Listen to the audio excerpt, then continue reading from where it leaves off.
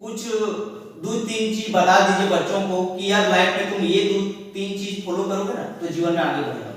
बिल्कुल, मैं स्टूडेंट को यही बताना चाहती हूँ कि अपने मम्मी पापा को कैसे समझावे ताकि उसको शादी से रोक सके। उन बच्चियों को अपनी मम्मी पापा के पास फर्क होता है खुदा और फकीर में, फर्क होता है किस्मत और लकीर में। अगर कुछ चाहो और वो ना मिले तो समझ जाना कुछ और लिखा है तकदीर में, कुछ और लिखा है तकदीर में। आज जो हम बैठे हैं बातचीत करने के लिए एक बहुत महान इंसान से मिलाने वाले हैं और आज जीवन से रिलेटेड ढेर सारा प्रॉब्लम्स के बारे में बात करने वाले हैं। जो आप मैडम को देख रहे हैं, ये मैडम जो है साई वेब इंटरनेशनल स्कूल धीरोसिंगा की डायरेक्टर है और इसके अंदर में 500 से 600 बच्चे पढ़ते हैं और हॉस्टल फैसिलिटी भी है। तो लगता है कि यार पढ़ाई लिखाई वाला चीज हमको आज नहीं रहता है। मेरे जीवन में बहुत समस्या है, कोई भी बिजनेस को स्टार्ट किए तुरंत हम डिमोटिवेट हो गए या तो लाइफ में आगे कैसे बढ़े हैं, मेरा फाइनेंशियल कंडीशन बहुत खराब है तो कैसे पढ़ाई करें, इन सारे मुद्दे पर बात करने वाले हैं। अभी 2 बच्चा है और आप इतना 600 बच्चे को पढ़ाते हैं तो बहुत सारा पेरेंट ऐसा भी है जो लड़की 10th के बाद निकलती है तो 12 के बाद अभी शादी का लगन आ गया फिलहाल तो बच्चा का एग्जाम भी पास में है और उसकी मम्मी पापा जबरदस्ती उसको फोर्स कर रहे हैं कि शादी कर लो कर लो। अब वो बच्चा के पास एग्जाम का प्रेशर है लेकिन उसकी मम्मी पापा जो है उसको शादी के लिए प्रेशर कर रहा है जिसकी वजह से बच्चा को पढ़ने में मन नहीं लग रहा है, वो डाइवर्ट हो रहा है। तो वैसे पेरेंट्स को क्या सलाह दीजिएगा, वैसे बच्चों को क्या सलाह दीजिएगा? जी हाँ गणेश सर, मैं वैसे पेरेंट्स को सबसे पहले रोकना चाहूंगी कि आप बच्चे को शादी का प्रेशर ना डालें क्योंकि उनका दिमाग में एक पढ़ाई का मतलब जो होता है ना, शादी का भी कोई उम्र होता है और लड़कियों का शादी कम से कम मतलब कि ग्रेजुएशन कंप्लीट करने के बाद ही, या तो अगर बच्चियां पढ़ना चाहती है और आगे तक अपने लक्ष्य को चुनना चाहती है तो उन्हें शादी का इस माहौल में मतलब कि एक शादी होने के बाद उनका जिंदगी जो होता है बिल्कुल बंधा सा हो जाता है। उस माहौल में अगर वैसा नहीं मिल पाता है तो लड़कियां परेशान हो जाती है। ऐसे लड़कियों को बहुत संघर्ष मतलब कि बहुत कठिनाइयां झेलना पड़ता है। मैं उन पेरेंट्स को यही बोलना चाहूंगी कि वो अपनी बच्ची का शादी ना करें और उन्हें पढ़ने में मतलब जितना से जितना कोऑपरेट हो सके उनका सपोर्ट करें, उन्हें आगे बढ़ाएं क्योंकि बच्चियों को पढ़ना बहुत जरूरी है। मैं उन पेरेंट्स को एक बात और बोलना चाहूंगी कि बेटी को पढ़ाइए और आप आगे बढ़ाइए क्योंकि बेटी से ही पूरा दुनिया है। आज जितने भी जहां भी जाते हैं वहां बेटियों को काम करते हुए देखते हैं, अच्छा अच्छा पोस्ट पे बेटियां खड़ी है तो बेटियों को प्रोत्साहित करें कि मेरी भी बेटी किसी से कम नहीं है, वो भी अपना मम्मी पापा का नाम रोशन कर सकती है और जीवन में आगे बढ़ सकती है और जो सपना उन्होंने सजाया उसको पूरा कर सकती है। शादी क्या है, शादी कभी भी हो सकती है। अगर पहले तो सबसे पहला चीज है लक्ष्य और पढ़ाई, पढ़ाई के बाद ही जीवन में शादी वगैरह करके अपना जीवन सेटल हो सकती है, ऐसा कुछ नहीं है।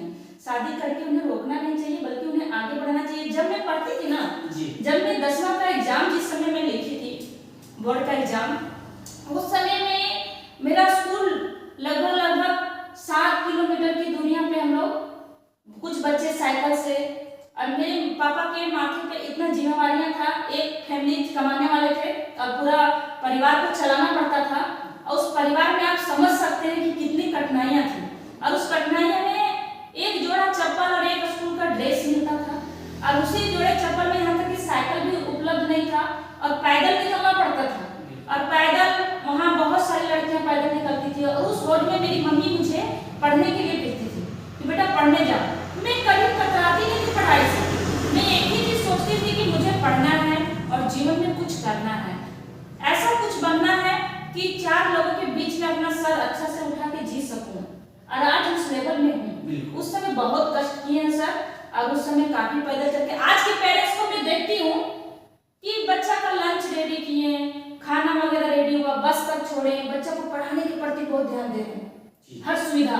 और उस समय उतना सुविधा नहीं मिलने के बावजूद उस समय मैं पढ़ाई की क्योंकि मेरे मन में वैसे नहीं। अगर आजकल के बच्चों को मैं देखती हूँ जहाँ तक बच्चे 10वां के बाद बाहर भेजते पढ़ने के लिए, लड़कियों को मोबाइल मिल गया तो सोशल मीडिया से दूर बचना भी पड़ता है सर। जी बिल्कुल, ठीक है ना। अब मोबाइल में एक एक चीज को कहाँ क्या कर रही है, रील बना रही है, हर चीज में यहाँ घूम रही है वहाँ घूम रही है। पेरेंट्स एक पैसा को जोड़ जोड़ के अपने बच्चा को भेज रहा है, बच्ची हो या फिर लड़का हो, उनको भेजा जा रहा है पैसा कि मेरा बेटा अच्छा से पढ़ाई कर रहा है या मेरी बेटी अच्छा से पढ़ाई कर रही है।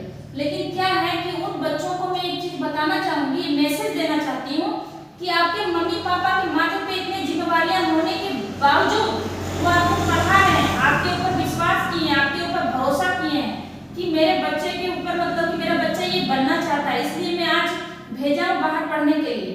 तो उनका अपना समय को बर्बाद ना करें और अपने मम्मी पापा का मान प्रतिष्ठा सम्मान को रखते हुए अपने लक्ष्य को, अपने मतलब मेहनत के प्रति, अपना जो बनना चाहते हैं उसके प्रति ध्यान देना, पूरे मन के साथ बने सर उन लोगों को पढ़ाई करना चाहिए। ये ना कि इधर उधर घूम रहे हैं, बाकी माहौल में अपने जिंदगी को खराब कर रहे हैं, ऐसा सोशल मीडिया से वो लोग दूर रहे पढ़ाई से रिलेटेड। तो ये बच्चे बताए पेरेंट के लिए सलाह, लेकिन एक सलाह और दीजिए, ये तो वीडियो स्टूडेंट लोग देखेंगे मेरा, तो अगर उसका मम्मी पापा ज्यादा फोर्स कर रहे हैं अगर बागल वाले लोगों को, तो ये अपने मम्मी पापा को कैसे समझावे ताकि उसको शादी से रोक सके? उन बच्चियों को अपनी मम्मी पापा के पास अपनी बातों को रखना चाहिए बिल्कुल प्यार से कि मम्मी मैं आज इतना तक हूँ, मेरा इतना रिजल्ट मतलब मेरा रिजल्ट देखिए आप इतना अच्छा आ रहा है, 99% में उठा रही हूँ, हर जगह से मेरा अच्छा है, आप कहीं भी मेरे स्कूल में मिल लीजिए या तो फिर मैं 10वां के बाद आप लोगों से पता करिए कि मेरी बच्ची क्या है, क्योंकि आप जो है ज्यादा बेहतर, लोगों से ज्यादा बेहतर आप हमको समझते हैं, तो आप हमको ये मौका दीजिए। मैं आपको चैलेंज करती हूँ कि जो चीज आप मेरे प्रति सोच रहे होंगे बिल्कुल मैं वैसा करके दिखाऊंगी, इसलिए आप मुझे पढ़ने दीजिए, मुझे आगे बढ़ने दीजिए, इसमें आप मुझे रोकिए मत। बच्ची के ऊपर ही निर्भर है, क्योंकि बच्ची चाहेगी तो सब चीज हो सकता है जी, तो बच्ची को मनाना पड़ेगा। जी बिल्कुल। कोटा में तो डेली कितना आदमी फांसी लगा लेता है, जैसे बच्चा भी पढ़ रहा है और वो बच्चा पढ़ा नहीं कुछ कर पाता, डेली उसका माँ बाप प्रेशर कर रहा है फोन पर, डेली प्रेशर कर रहा है, डेली प्रेशर कर रहा है, वो बच्चा लास्ट में टूट जाता है शीशा की तरह। तो नहीं सर, उस बच्चों को मैं ये मैसेज देना चाहती हूँ कि कभी भी जीवन में परिस्थितियां चाहे जो भी हो उन्हें टूटना नहीं चाहिए, बिखरना नहीं चाहिए, उनको जीवन में आगे बढ़ते रहना है, लगातार बढ़ते रहना है, प्रयास करते रहना है। दुनिया का काम है, पहले ये शोर मचाएंगे, अगर जीत कर इसे आप विजय हुए तो लोग आपके ही गाथा गाएंगे। तो सबसे बड़ी चीज है कि उन्हें कोई भी परेशानियां का मतलब जो होता है झेलना, झेल के आगे बढ़ना है और लोगों की बातों में नहीं जाना कि लोग हमें क्या कर रहे हैं, वनली और उनका गोल सेट होना चाहिए कि मुझे यहाँ तक मुकाम हासिल करना है और हम कोई भी गलत कदम नहीं उठाएं।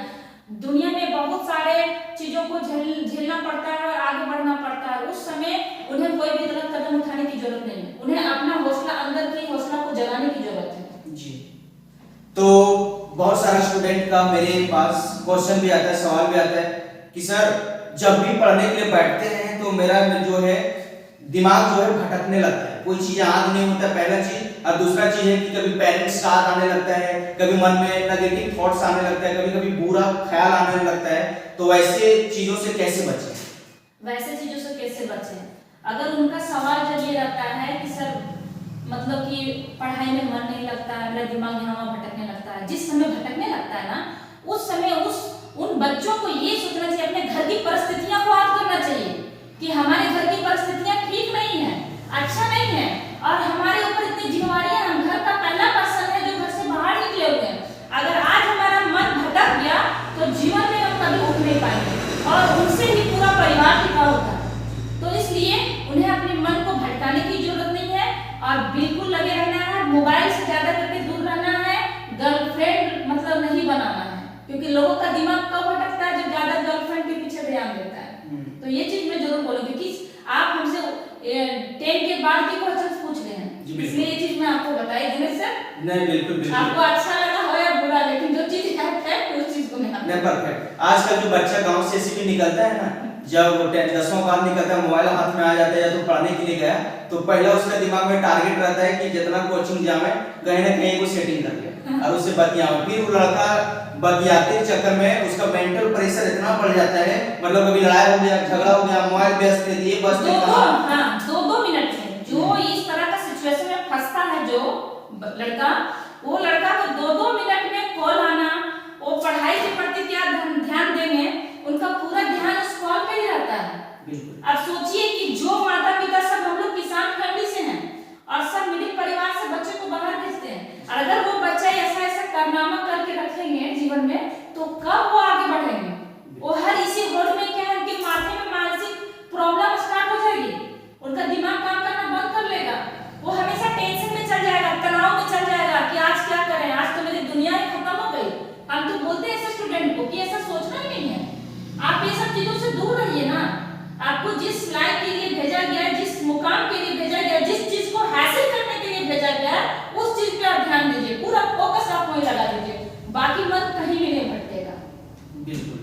और जब भी कोई बच्चा या तो लड़का रहे या फिर लड़की रहे, जब भी वो पढ़ने के लिए जाती है तो अकेले नहीं जाता है। उसके पास सिर्फ किताबें कॉपियां नहीं होती, माँ बाप की उम्मीद है, कई सारे दोस्त रिश्तेदार अगल बगल वाले का ताना होता है और बच्चों का फ्यूचर होता है।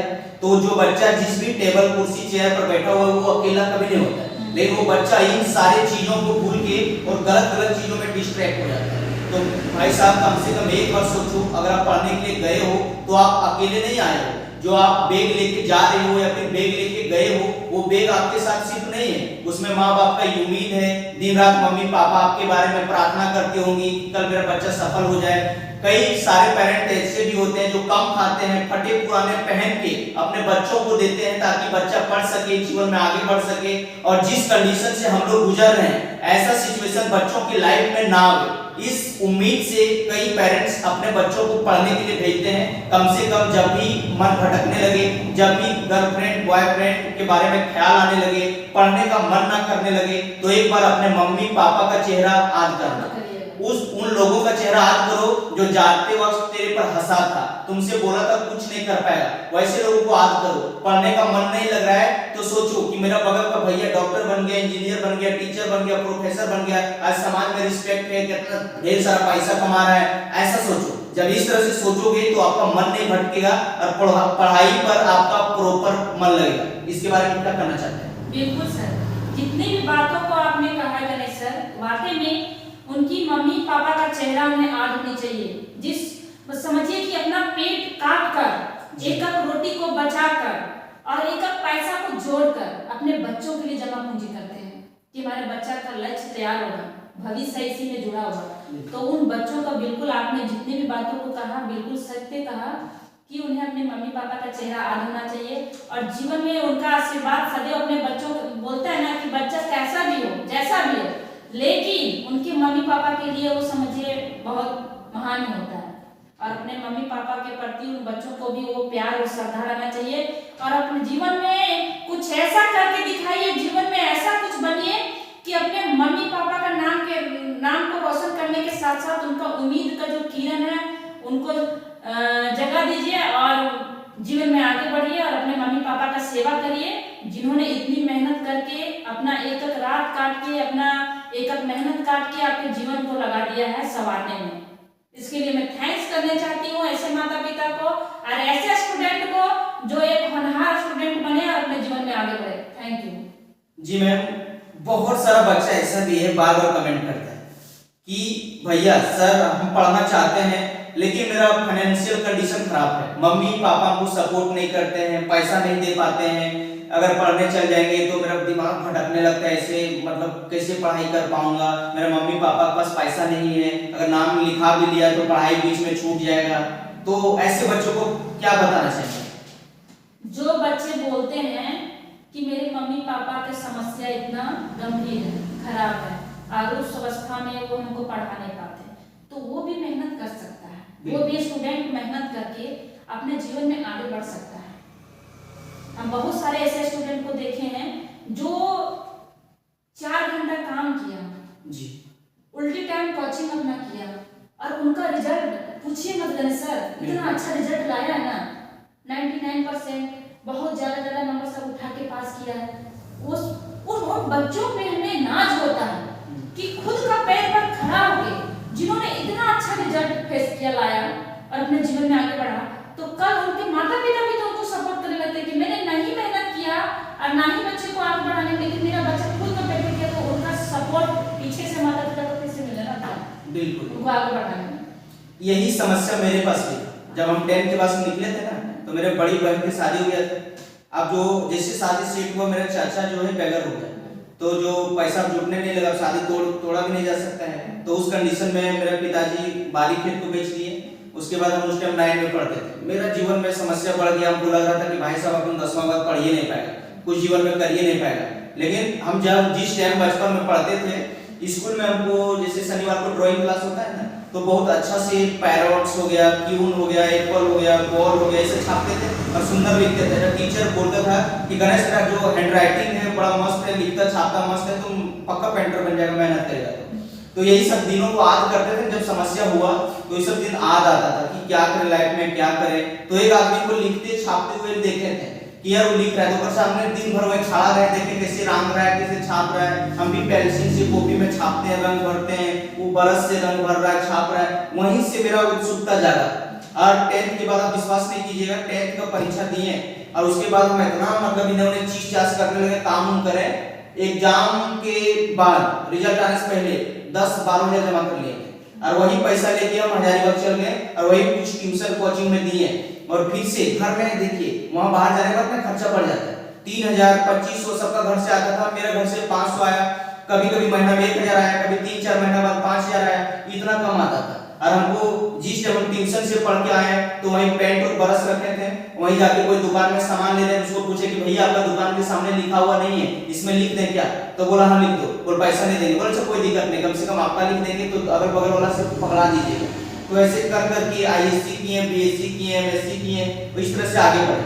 और देखिए आजकल जो बच्चा है ना, वो सबको मोटिवेशन कैसे नहीं आता बता देते हैं।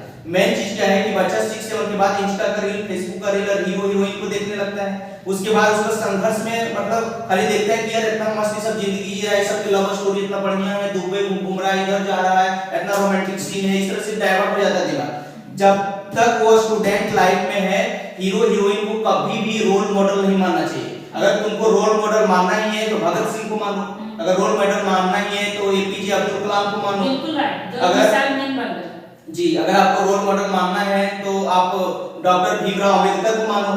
ये सब के जीवन में कितना संघर्ष था। हम भी जिस टाइम, आप विश्वास नहीं कीजिएगा, 11th क्लास में पढ़ने के लिए गए थे ना, टूट गए, सोचे यार नहीं पढ़ेंगे, विश्वास नहीं होगा। लेकिन उसी वक्त हमको एक स्टोरी मतलब एक वीडियो आ गया था, दोस्त के मोबाइल में देखे थे, डॉक्टर एपीजे अब्दुल कलाम का। जब वो बचपन में था, इतना गरीब परिवार से था, इतना गरीब परिवार से, पढ़ाने के लिए पैसा नहीं था, रहने खाने के लिए नहीं था, किसी तरह से उसका एडमिशन हो गया था। तो वो क्या करता था कि सुबह 4 बजे भोरे उठ के और अपना पेपर जाके, धनुषकोडी रेलवे स्टेशन था, वहां साइकिल पर ला के पूरा पेपर गांव मोहल्ला में बांटते थे। और वहां से उठने के बाद फिर 5 बजे फ्री होके मम्मी पापा के पास नमाज पढ़ते थे, फिर वहां से आके स्कूल जाते थे। स्कूल जाने के बाद जब ढेर कठिन दौर से गुजरने के बाद पढ़ाई किए, तो एक बार वो पायलट का इंटरव्यू देने के लिए गए थे। 8-9 लोग, पता नहीं, आज नहीं है, सारे दोस्तों का सिलेक्शन हो गया, सिर्फ उसी का सिलेक्शन नहीं हुआ था। उस समय वो टूट गए थे, टूट के शीशा की तरफ बिखर के कहीं बैठे थे। एक आदमी उसके पास आया, बोला बाबू तुम इतना नाराज, इतना हताश उदास क्यों हो? बोला कि मैं उदास हूं नहीं तो करूं क्या, मेरे जीवन में मेरे सारे दोस्तों का सिलेक्शन हो गया, सिर्फ मेरा ही सिलेक्शन नहीं हुआ। तो उस दिन वो आदमी समझाया कि बेटा अगर तेरा सिलेक्शन नहीं हुआ, हो सकता है कि भगवान ईश्वर तुम्हें इससे और बड़ा पोस्ट देना चाहते हो, तुमसे और इससे ऊपर भेजना चाहते हो। इस तरह से उसका पीठ थपथपाया, हौसला दिया, तो बच्चा अपने आप में साहस बढ़ाया, फिर से ढेर सारा मेहनत किया और आगे चल के भारत के 11वें राष्ट्रपति बने और अपने देश के लिए कई सारे मिसाइल को लॉन्च किए, मिसाइल मैन के नाम से जाने गए। जब वो राष्ट्रपति बन के जब वो ट्रैवल कर रहे थे जहाज में, सुपरसोनिक प्लेन में, जब वो उतरा तो देखा कि यार हम राष्ट्रपति जैसे उतरे, सारा जो पायलट है सारा वो सैल्यूट ठोक रहा है। उस time doctor APJ Abdul Kalam को याद आ गया कि काश अगर उस टाइम हम पायलट बन के रहते तो आज मेरी जिंदगी यही होता। आज जी बिल्कुल। मैं एक बात और बताना चाहती हूँ गणेश सर, कि शिक्षा के बिना, उन स्टूडेंट को बताना चाहती हूँ कि शिक्षा के बिना उनका जीवन बिल्कुल अंधकार है, बिल्कुल मरा हुआ समान है। इसलिए अपना जीवन को व्यर्थ ना गवाएं और जीवन में हर चुनौतियों से लड़े और आगे तक बढ़े और सफलता की मंजिल को जल्द ही वो हासिल करे। क्योंकि एक सीढ़ी पे अगर खड़ा हो जाएगा, 4 कदम अगर स्टूडेंट नहीं बढ़ाना चाहेगा तो 8 कदम तक वो नहीं पहुंच पाएगा, क्योंकि उनको 8 कदम तक ले जाने वाले होते हैं उनके टीचर्स जी।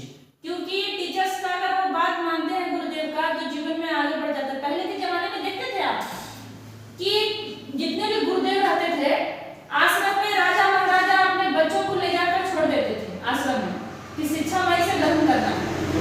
हाँ, गुरुकुल में, और उस गुरुकुल में रहकर पढ़ाई करके मतलब कि विद्या को हासिल करके वो लोग एक महान व्यक्ति बनते थे, या तो राजा महाराजा बन के निकलते थे, उभरते थे। लेकिन आज के जमाने में मतलब कि ये नहीं सोचना चाहिए कि उस जमाने में गुरु वैसे थे, गुरु और शिक्षक दोनों एक ही है, इसलिए गुरुदेव का आदेश का मतलब आज्ञा का पालन करना चाहिए और जीवन में आगे बढ़ना चाहिए। इसलिए कहते हैं गुरु गोविंद दो खड़े, काके लागू पाए, बलिहारी गुरु आपने गोविंद दियो बताए। क्योंकि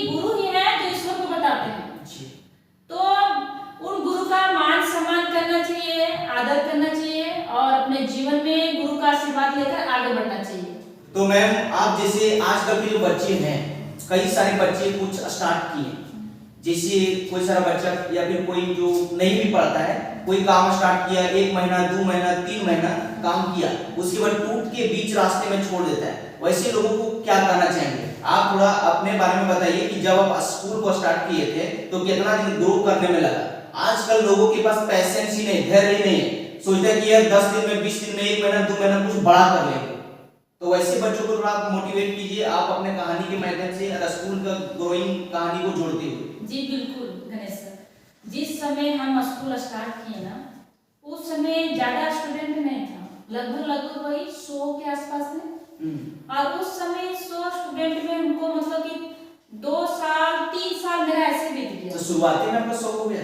हाँ, शुरुआत में एक घर जाके सब बच्चा लोग का एडमिशन किए, मतलब काफी संघर्ष किए। उस समय मतलब कि स्कूल तो कर दिए थे, लेकिन उतना जो होता है कि स्कूल को कैसे चलाना, हर एक चीज को मतलब जानना भी जरूरी होता है। कुछ नॉलेज दूसरा से लेना पड़ा, कुछ अपने आप में तैयार रखना पड़ा। तो हमको लगभग 2 साल लग गए स्टूडेंट को धीरे धीरे लोगों को बताते हुए, प्रचार प्रसार करते हुए। लेकिन उस समय भी यहाँ बहुत सारे स्कूल थे, लेकिन फिर भी मतलब कि छोटा छोटा स्कूल यहाँ पे थे। और उस समय मतलब कि नंबर 1 पे उस समय भी मेरा स्कूल रहा, आज भी साई में नंबर 1 में चल रहा है। क्योंकि हम लोग काफी मेहनत करके मतलब कि आज 11 साल होने को चला, आज इतना स्टूडेंट है, इतने 15 टीचर्स रखे हुए हैं, मेन लोग हैं, सब मतलब काफी मेहनत कर रहे हैं। और एक ही चीज हम देख पाए अपने जीवन में कि कोई भी काम की शुरुआत अगर आप करते हैं, अगर बीच में आप टूट जाते हैं और अगर बिखर जाते हैं तो उनका जीवन जो बिल्कुल खत्म हो जाता है। बिल्कुल वहीं से खड़ा हो जाता है, शून्य, जीरो से। और मैंने क्या किया, मैं लगातार प्रयास करते रही, बार प्रयास करते रही, चलते रही। कछुआ का कहानी सुने ना कि खरगोश और कछुआ में जब दौड़ हुई थी तो कछुआ की जीत हुई थी। लेकिन ये बात आप लोगों को मानना चाहिए कि कछुआ का जीत क्यों हुई थी? क्योंकि निरंतर प्रयास करते रहा, निरंतर चलता रहा। अगर रुक जाता तो जीवन में आगे नहीं बढ़ पाता और मतलब कि जीत को हासिल नहीं करता कछुआ। तो बिल्कुल हम चलते रहे, निरंतर चलते रहे, तब जाके हमें जीत हासिल हुई और आज इतना बड़ा साम्राज्य बना पाए हैं। जी बिल्कुल। एक चीज और बताइए मैम, स्कूल चलाने के पीछे आपका क्या उद्देश्य है? किस मोटिवेशन से अपना आप स्कूल को चालू किया? हाँ बिल्कुल, आप सबसे अच्छा क्वेश्चन पूछे गणेश सर, आपने बहुत ही अच्छा क्वेश्चन पूछे हमसे। ये हम आपको बताते हैं कि मैं किस उद्देश्य से स्कूल को चालू की। जब हमारी शादी हुई तो शादी होने के टाइम में मतलब कि 10th का एग्जाम लिखे और मेरे मम्मी पापा ने शादी हमको मतलब किसी तरह करवा दिए। जब शादी हुआ तो मैं यहाँ से ससुराल में आके इंटर यहाँ से लिखे, क्योंकि हमारे फैमिली परिवार लोग अच्छे मिले जिन्होंने हमें पढ़ाने के लिए मतलब कि आगे बढ़ाया। मम्मी पापा मेरे और मेरे लाइफ पार्टनर मिस्टर गौरव सर, उन्होंने भी काफी मेहनत की और हमको इंटर यहाँ से करवाया। इंटर जैसे मेरा कंप्लीट हुआ वैसे मेरा मतलब कि ग्रेजुएशन में एडमिशन करवाया था। और जैसे मैं बीए मतलब कंप्लीट कर ही रहे थे और इसी बीच में मैं सोची कि घर पे बैठी हूँ और घर का सारा काम तो करना ही पड़ता है, क्योंकि एक महिला, आप समझ सकते हैं कि एक महिला के पीछे कितना काम होता है। एक हाउसवाइफ का काम करते करते घर में सारा कुछ करते हुए मैं क्या कि कोचिंग स्टार्ट करवा दी। घर में ट्यूशन अपना चलाने लगे और लगभग ट्यूशन में मतलब कि 1 घंटा का ट्यूशन, जिसमें से 25-25 का बैच हम रखते थे, 3 घंटा ट्यूशन घर में देने लगे। और उसी समय गौरव सर मतलब कि मेरे जो हस्बैंड है वो आए हुए थे घर, कुछ काम से बाहर निकले हुए थे लगभग। तो जब आए तो उन्होंने देखे कि ट्यूशन वगैरह चला रही है, सब कुछ कर रही है। तो उस समय मेरा ये जो बिल्डिंग था खाली पड़ा हुआ था। तब उन्होंने और हमने डिसाइड किया कि यहाँ पे एक अच्छा स्कूल अगर हम लोग डालें तो बहुत ही अच्छा चलेगा स्कूल, और बहुत सारे लोगों को भी शिक्षा देंगे, वो भी कम पैसे में। एक होता है ना कि एडमिशन फीस 10,000 है भैया, इतना में आइए, नहीं, बहुत ही मतलब कि कम, जो कि हर मिडिल परिवार वाले लोग उस पैसे को दे पाए, अपने बच्चे को मतलब कि शिक्षा के लिए भेज पाए। तो इस उद्देश्य से मैंने अपने आप को मतलब ये निखारा कि मुझे स्कूल चलाना है। मैंने गोल सेट किया और इस तरह करके स्कूल को ओपन कर दिया। जी बिल्कुल, एक बहुत सुंदर कहावत है कि मायूस मत हो जिंदगी से अपनी, मायूस मत हो जिंदगी से अपनी, किसी भी वक्त तेरा नाम बन सकता है। मायूस मत हो जिंदगी से अपनी, किसी भी वक्त तेरा नाम बन सकता है। अगर दिल में हो आग और इरादे हो बुलंद तो अखबार बेचने वाला भी कलाम बन सकता है, अखबार बेचने वाला भी कलाम बन सकता है। तो देखो भाई साहब, मैम जैसे कि बताई कि तुरंत एक दिन में 600 बच्चा मेरे पास नहीं आ गया, उसको अब एक कछुआ और खरगोश की कहानी से भी सिखाई कि धीरे धीरे निरंतर प्रयास करते रहना पड़ता है, कदम से कदम आगे बढ़ाते रहना पड़ता है। तो इसी तरह से किसी भी फील्ड में अगर आप चाहते हो कि टॉप पर पहुंचे, अपने मोहल्ला इलाका में अलग नाम हो, पहचान हो, एक अलग रुतबा हो, तो कम से कम 4 से 5 सालों का मेहनत लगता है, तब जाके किसी फील्ड के बारे में पूरा आपको कंप्लीट नॉलेज हो पाता है। और आजकल के लोगों के पास धैर्य नहीं है। अगर आपके पास हार्ड वर्क के साथ साथ अगर आपके पास पैशंस नहीं है, मतलब कितना भी मेहनती क्यों ना हो, अगर मेहनती होने के बावजूद भी अगर आपके पास पैशंस नहीं है, धैर्य नहीं है, तो बहुत आगे आप अपने लाइफ में नहीं जा पाओगे। इस बात सत्य है। इसीलिए आपको निरंतर प्रयास करते रहना है, बार बार उठना है, बार बार गिरना है, बार बार उठना है, बार बार गिरना है। मन में सोच लो कि जो काम को हम चालू किए हैं, इसके लिए चाहे कितना भी दुख दर्द तकलीफ क्यों ना सहना पड़े, एक दिन हासिल करूंगा तो करूंगा। अगर इस एटीट्यूड के साथ आगे बढ़ोगे तभी जीवन में आगे बढ़ पाओगे। बिल्कुल बिल्कुल गणेश सर, मैं एक बात जरूर बोलना चाहूंगी दोहा के माध्यम से कि मन में दृढ़ विश्वास लिए जो अपनी ही धुन में चलता है, वो वीर पांडवों के जैसा कौरव को रोल निकलता है। तो बिल्कुल ऐसा निकलना चाहिए सर। आज का समय बहुत ही अच्छा रहा और बाकी सब ठीक है सर। Thank you sir. तो चलिए एक मोटिवेशनल शायरी हो जाए कि नेगेटिव सोच डिलीट करो, नेगेटिव सोच डिलीट करो, पॉजिटिव सोच दिमाग में फिट करो। नेगेटिव सोच डिलीट करो, पॉजिटिव सोच दिमाग में फिट करो। अगर सफलता चाहिए तो भाई सब मेहनत रिपीट करो, मेहनत रिपीट करो। थोड़ी सुनिए ना, तो आप जो है थोड़ा अपने थ्रू से कुछ 2-3 चीज बता दीजिए बच्चों को कि यार लाइफ में तुम ये 2-3 चीज फॉलो करोगे ना तो जीवन में आगे बढ़ोगे। बिल्कुल, मैं स्टूडेंट को यही बताना चाहती हूँ कि हमेशा अपना जो पढ़ाई से रिलेटेड मतलब अपना एक रूटीन आप लोग बनाते ही होंगे, क्योंकि रूटीन के बिना जीवन अधूरा है। रूटीन बना होगा, उस रूटीन के अनुसार अपने जीवन को मतलब ढालिए कि इतना टाइम में मुझे ये करना है, लोग क्या कर रहे हैं, किसके प्रति क्या कर रहे हैं, ऐसा कुछ भी नहीं। अपने जीवन में हर काम को देखते हुए, हर समस्या को देखते हुए अपने जीवन में आगे बढ़िए और धीरे धीरे करते हुए निकल जाइए। और कोई भी समस्या में उलझना नहीं, पढ़ाई पूरा दम आत्मा से जो होता है समर्पण कर दीजिए, अपने आप को त्याग कर दीजिए कि हमें मतलब कि बुराइयों से दूर रहना और अच्छाइयों के आगे मुझे कदम बढ़ाना। Thank you. बिल्कुल मैम, आप बहुत सारे सवालों का जवाब दिए लाइफ से रिलेटेड। फिर कभी मौका मिलेगा तो मिलेंगे।